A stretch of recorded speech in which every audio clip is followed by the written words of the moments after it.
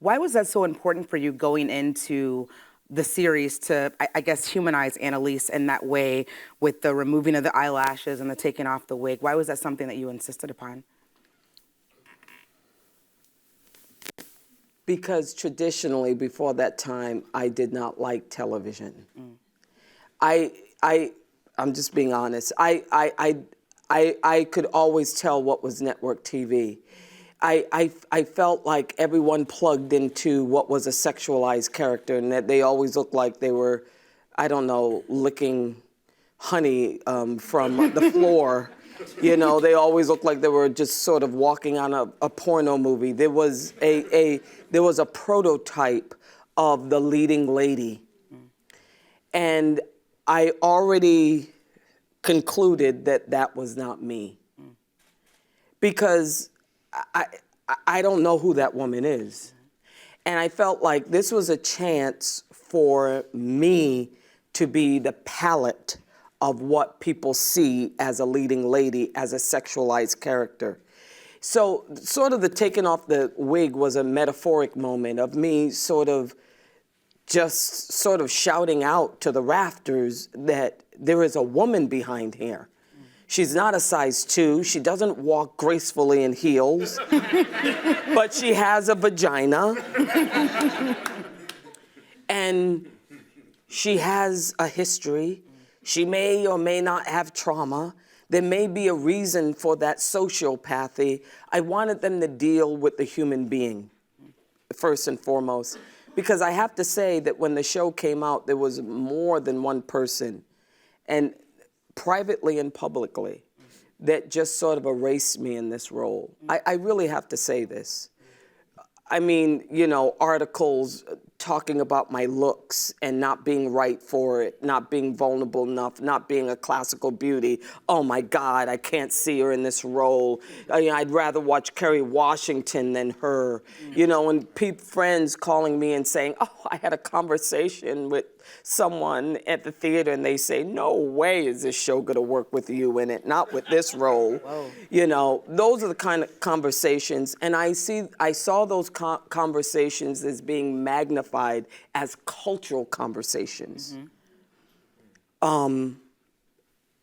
It's like they say Asian men and black women are the least desirable people in the world, and I fucking reject that shit. Right. It was my way of saying, and it was my way of saying, fuck it. Yeah. My journey was a little bit different. I had to kind of interject myself into a show that already had such lineage and such, just such a following and a presence that I felt intimidated, to be frank. Especially knowing my first scene was going to be the classroom scene with all these guys and also Viola Davis sitting right in front of me. And so you know, I was shook. I was shooketh, okay?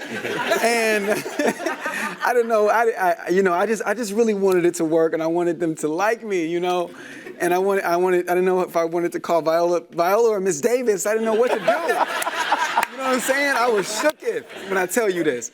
But no, listen, Pete was so great, and especially having the conversations after I did the first season, you know, and just his attention to detail. I don't know if you guys know or not, but the basketball stuff was added, you know, wasn't something that was already put into the character before I got there. It was something that Pete put in after. And he asked me, he was like, I want to do this basketball scene. I was like, of course, like, I'm a basketball player at heart. Like, I'm a basketball player first and then actor stuff, all that after. You know what I'm saying? I'm an NBA player in my head. Right. So when he told me that, I was so elated, and he's like, you know, just so collaborative, man. And I never really experienced that to this kind of stage. And he allowed me to be free and have thoughts about what I wanted the character to be. And, you know, for me, that was just such a calming and just inviting experience for me to have. And it made me feel like I was invited by all of these amazing C-Rad right there, my boy Matt. I love these dudes. They're so funny, and you know, I just hope that people know that they're amazing people also and great actors. Aww. Oh, we love you. That's it. I don't know what the question was, but that's what I said. So y'all got it. You answered it with the heart emoji. I love that. You know, Pete and I have had conversations around, you know, both of us when we started out the show, I don't think either of us went in with the mind of sort of creating political conversations. And I do believe that the purpose of the artist, the role of the artist, is to tell the truth. And there's no such thing as apolitical art. So oftentimes we see portrayals of the criminal justice system that are neutral seeming. And actually, the criminal justice system, the way it is I would say broken, but actually I would say designed to inflict harm, especially on poor Black and brown folks. And for me, over the course of the show, through sort of other pathways, social justice became one of the most important aspects of my life, and to see sort of the evolution of this show, and to refuse to paint a sort of neutrality of the system, which actually ends up enforcing the system by pretending that this is just the norm. I've been very honored to be a part of those conversations around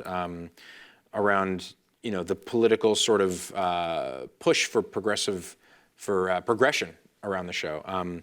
Because I did not think that the artist's role was to tell the truth when I became an actor, or at least I thought that it was my version of the truth, which was actually, like Asher, very much obstructed by my whiteness and my identity as a man.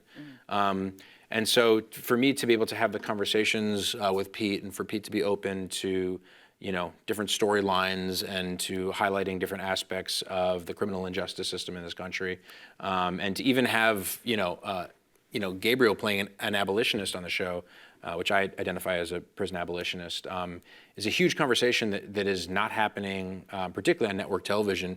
And just knowing so many activists and folks on the front lines who are even incarcerated, who get to watch this, who are doing that work and get to see it reflected back on them while they're inside, has meant everything to me. And I'm excited and anticipating, and my bar has been raised in terms of the truth that I need to be able to tell as an artist in the future projects that I'm a part of.